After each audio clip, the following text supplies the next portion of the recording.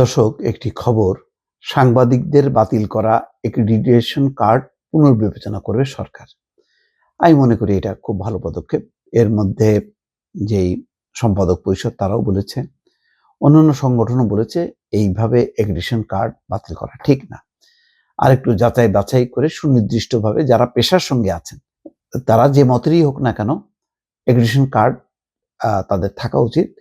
এই ব্যাপারে কোনো রকম দলীয় বিবেচনা করা, তারা হাসিনার লোক নাকি খালেদার লোক, এগুলি বিবেচনা করা উচিত না। পেশাদার সাংবাদিকরা নানা মত পথের হবে। তবে হ্যাঁ, কোনো সাংবাদিক তো মাত্রাতিরিক্ত, তারা দলীয় এবং একেবারেই সহযোগী, কি অন্ধ, তারা পেশাদার না। তাদের ব্যাপারে আবার আছে যে তাদের বিরুদ্ধে অনেকের নানা রকম দুর্নীতির অভিযোগ আছে, নানা অপরাধের অভিযোগ আছে। সেগুলির ব্যাপারে আবার ছাড় দেওয়া উচিত না। এটাও ঠিক যে সাংবাদিক হলেই সে পার পেয়ে যাবে, সে কেন দল করতে যাবে? প্রথম হলো যে নৈতিক দিক থেকে এটা কোনোভাবেই উচিত না। কোনো সাংবাদিকের কোনো দলীয় আনুগত্য, তারা থাকবে বিভিন্ন দলকে সাপোর্ট করবে, তার রাজনৈতিক আদর্শ সাপোর্ট করবে, কিন্তু একেবারে অন্ধ দলীয়, তাহলে তার সাথে তো আর কর্মীদের পার্থক্য থাকে না। তাহলে তার সাংবাদিকতা করার দরকার, সে দল করলেই পারে। তো এটা নীতিগত বিষয়। এটা এই ব্যাপারে অনেকবার কথা বলেছি, কিন্তু লাভ নেই।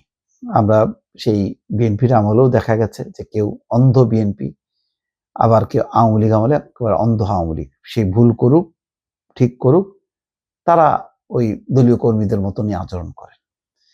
তো সেই জায়গা থেকে কবে বের হয়ে আসবে আমাদের সাংবাদিকতা, এটা বলা কঠিন। তা আপাতত যেটা করা দরকার সেটা হলো যে যারা পেশাদার সাংবাদিক তাদের ব্যাপারে বিবেচনা করা উচিত। এখানে খবরে বলা হচ্ছে, সরকারের তথ্য অধিদপ্তর যেসব সাংবাদিকের প্রেস অ্যাক্রিডিটেশন কার্ড বাতিল করেছিল, প্রযোজ্য ক্ষেত্রে তা পুনর্বিবেচনার সিদ্ধান্ত নিয়েছে। কোনো পেশাদার সাংবাদিক তার কার্ড বাতিলের বিষয়টি ন্যায়সঙ্গত মনে না করলে তিনি তা লিখিতভাবে জানাতে পারবেন। এরপর অধিদপ্তর সেসব আবেদন পরীক্ষা নিরীক্ষা করে প্রয়োজনীয় ব্যবস্থা নেবে।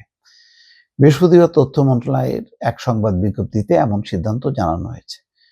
প্রসঙ্গত, সম্প্রতি ৩ দফায় মোট ১৬৭ জন সাংবাদিকের প্রেস অ্যাক্রিডিটেশন কার্ড বাতিল করে পিআইডি।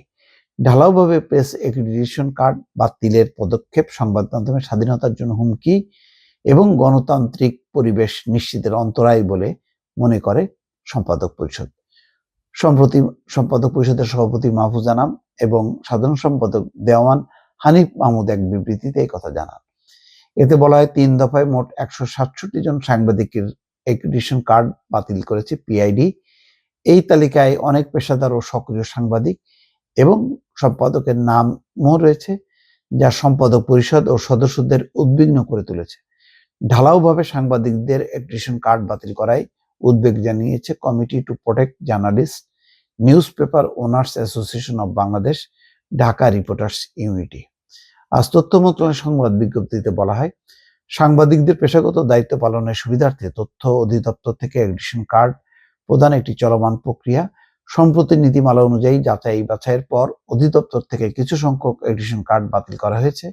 মূলত কার্ড বাতিলের কারণ হিসেবে দীর্ঘদিন কার্ড নবায়ন না করা, সংশ্লিষ্ট প্রতিষ্ঠানের কোটার অতিরিক্ত কার্ড গ্রহণ, অপসাংবাদিকতা, পতিত ফ্যাসিস্ট সরকারের রাজনৈতিক হাতিয়ার হিসেবে ব্যবহৃত হয়ে ব্যক্তি স্বার্থ হাসিল, ফৌজদারি মামলার আসামি, বিভিন্ন কারণে গ্রেপ্তার ও কারা অন্তরীণ অপেশাদার ব্যক্তির রাজনৈতিক বিবেচনায় কার্ড গ্রহণ, সরকারি প্রতিষ্ঠানে তথ্য পাচার ও প্রেস অ্যাক্রিডিটেশন কার্ডের অপব্যবহার, বৈষম্য বিরোধী ছাত্র আন্দোলনে নেতিবাচক ভূমিকা ও উস্কানি, ফ্যাসিবাদের ঘনিষ্ঠ দোসর ও গুজব রটনা ইত্যাদি বিষয় বিবেচনা করা হয়েছে। তথ্য অধিদপ্তর সাংবাদিকদের বাতিল করা অ্যাক্রিডিটেশন কার্ড প্রযোজ্য ক্ষেত্রে পুনর্বিবেচনার সিদ্ধান্ত গ্রহণ করেছে। যাই হোক, এটা একটা ভালো সিদ্ধান্ত গ্রহণ করুক। সাংবাদিকরা, প্রকৃত পেশাদার সাংবাদিকরা প্রেস অ্যাক্রিডিটেশন কার্ড ফিরে পাক, সেটি ভালো। এবং আমার ধারণা যে এই ক্ষেত্রে হয়তো সরকার বেশ নমনীয়তা প্রদর্শন করছে। ভালো থাকবেন। আল্লাহ হাফেজ।